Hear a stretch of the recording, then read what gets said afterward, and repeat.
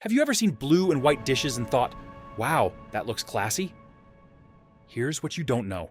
That design you love? It started the world's first viral trend, 700 years ago. I'm talking about Persian traders who risked their lives, Chinese craftsmen with 70 secret steps, and European kings who traded entire countries for one piece of pottery. By the end of this video, you'll never look at blue and white the same way. You'll see how one color worth twice the price of gold changed everything. And you'll learn the exact formula that made ideas go viral centuries before the internet existed. Most people think viral trends started with TikTok. They're wrong. The first global viral hit happened in medieval China. It was porcelain, and it changed the world forever. The historical record reveals a startling truth. This wasn't just a design trend. It was a perfect storm of chemistry, engineering, and global trade that created a template for success. What historians uncovered about these workshops will change how you think about innovation. This isn't about pretty dishes. This is about three cultures that accidentally created the perfect recipe for global success. Here's what we're covering today. First, why one blue color was worth more than gold. Second, how Chinese workshops became the world's first viral content factories.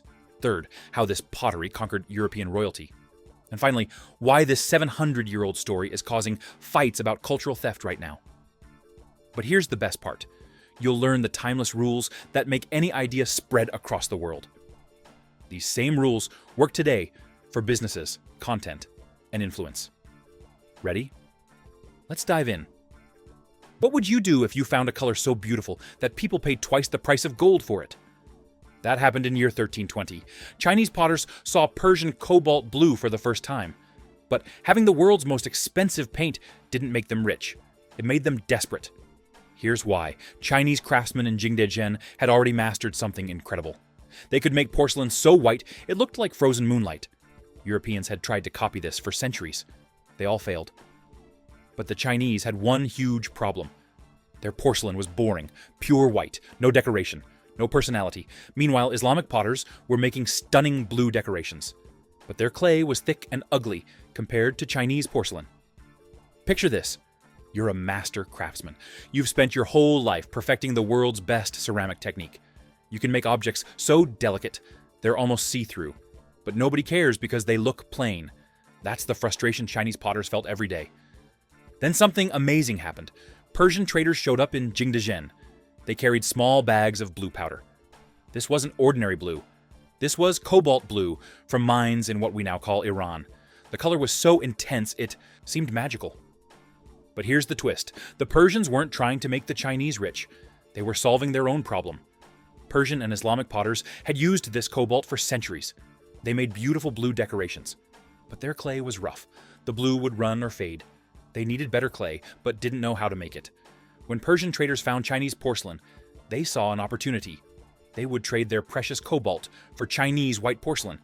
Then they could decorate the Chinese pieces with Islamic patterns. They'd sell them throughout the Islamic world. Perfect trade, right? Persians got better clay. Chinese got the world's most expensive paint. Nobody predicted what happened next. Chinese craftsmen didn't just copy Islamic designs. They started experimenting. They mixed their own art with this new blue paint. They created patterns that had never existed before. Delicate Chinese landscapes in brilliant Persian blue. Traditional Chinese symbols in a color so intense it glowed from inside the porcelain. The result was something completely new. Not purely Chinese, not purely Islamic. A fusion more beautiful than either culture had made alone. Here's the game changer that nobody talks about. Blue and white porcelain wasn't a Chinese invention. It was the world's first successful cultural mashup.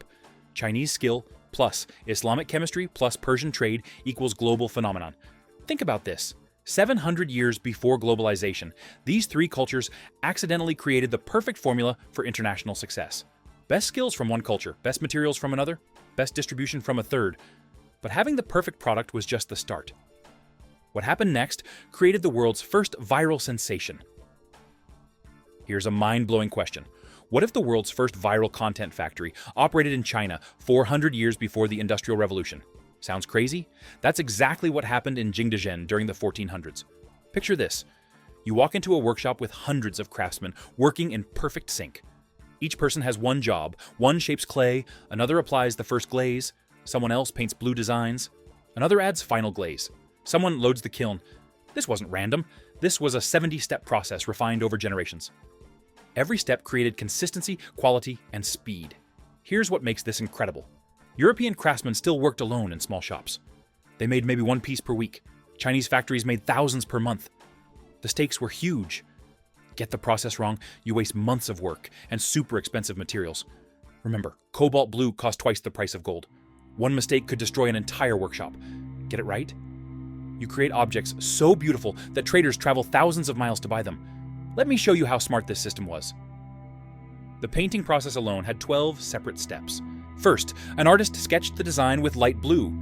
Then a different artist filled main elements with medium blue. A third added fine details with dark blue. A fourth added final touches.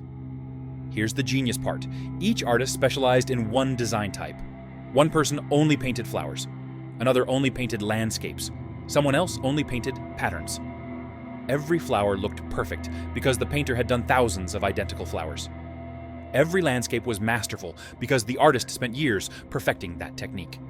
It was like having specialists work together to create something no single craftsman could make. Quality control was obsessive.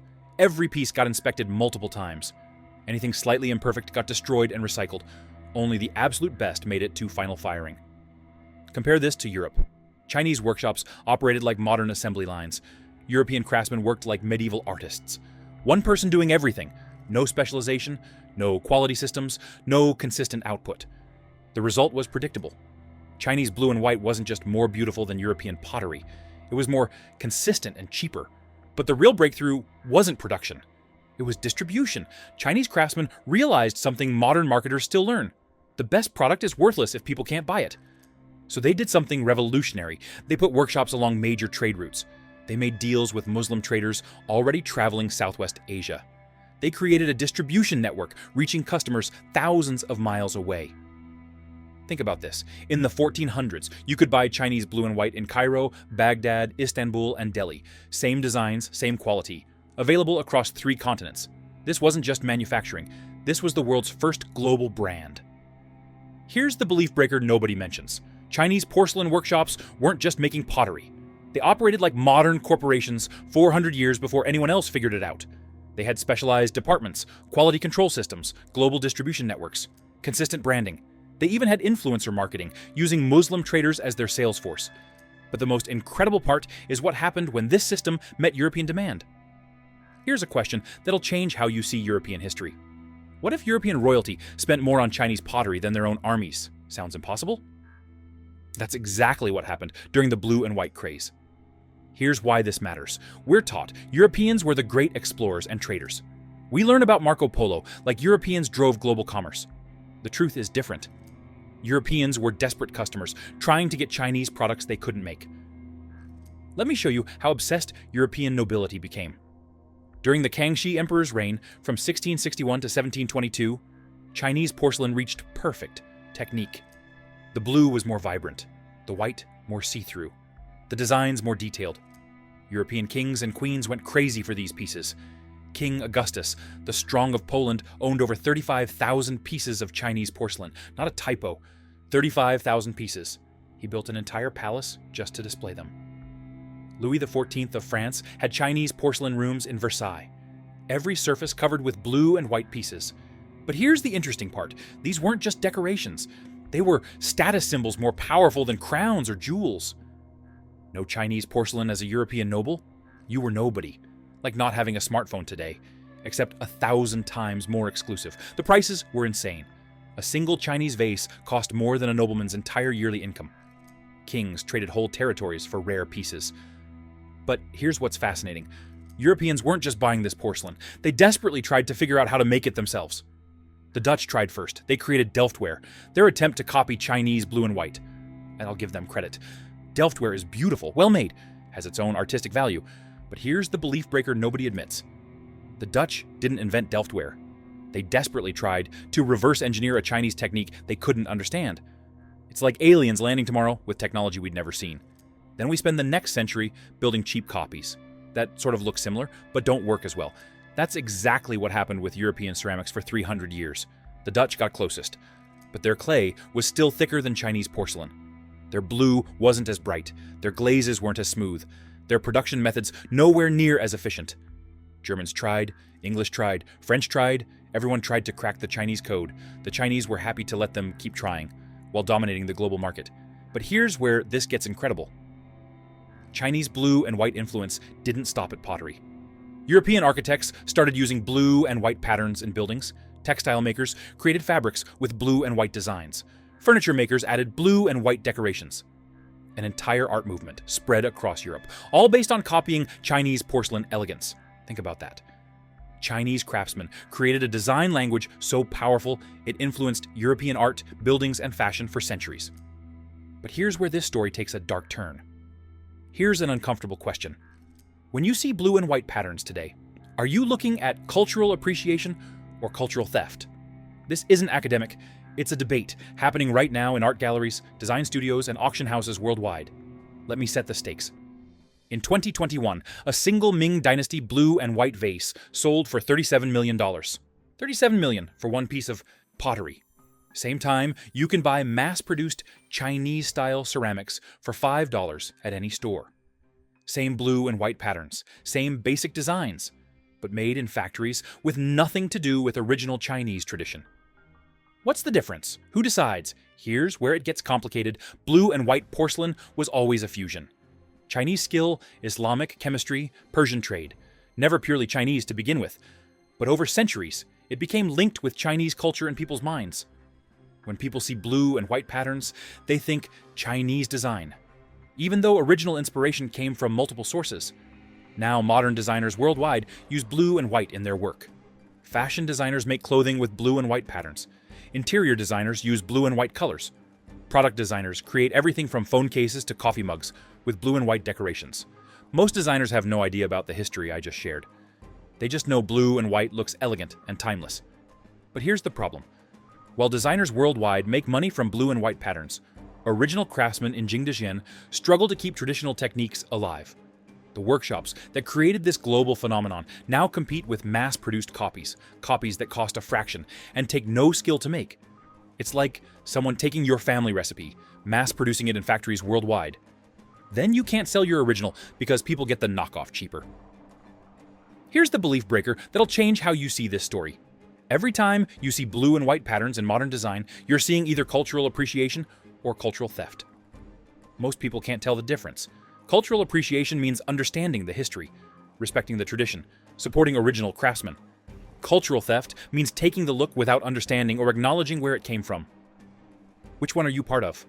When you buy that blue and white throw pillow or decorative vase, are you celebrating a beautiful tradition or helping exploit it? I don't have easy answers, but asking these questions matters. Because this brings us to the most important lesson. Here's what I want you to remember from this 700-year journey. Blue and white porcelain isn't just about pottery.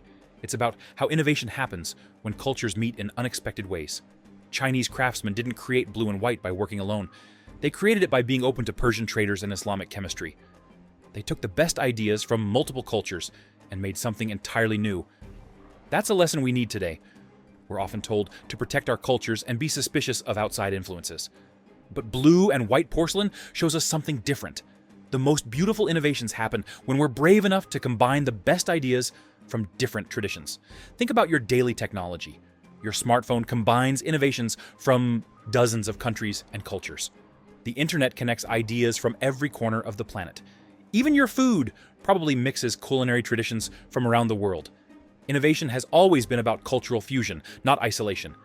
But here's my challenge for you. How can we celebrate other cultures without exploiting them? How can we create new innovations by combining traditions while respecting the people who created those traditions?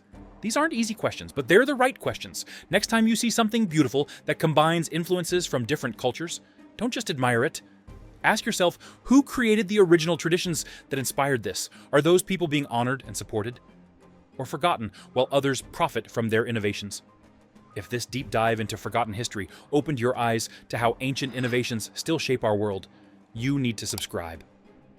I'm uncovering more lost stories that explain our reality in shocking ways. Next week, I'm revealing how a 2,000-year-old Chinese invention became the foundation of every smartphone you own.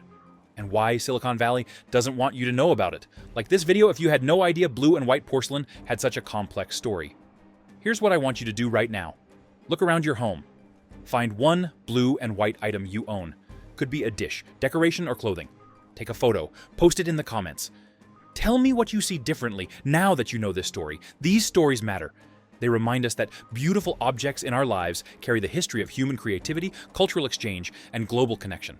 Share this with someone who appreciates hidden history behind everyday beauty. Understanding where our preferences come from helps us make better choices about the future we want to create. Blue and white porcelain proves the most powerful ideas don't belong to any single culture.